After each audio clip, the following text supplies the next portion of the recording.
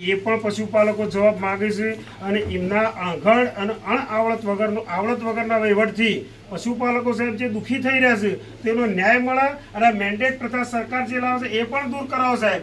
કારણ કે આ તો એક હતું પૈસાદાર અને નેતાઓના છોકરા આગેવાન પછી તો પશુપાલકો ક્યાં જશે સાહેબ. એટલે આ દૂર થાય અમારી માગણી સાહેબ સરકાર સુધી ઉપર પહોંચાડો તમે એવી અમારી વિનંતી છે.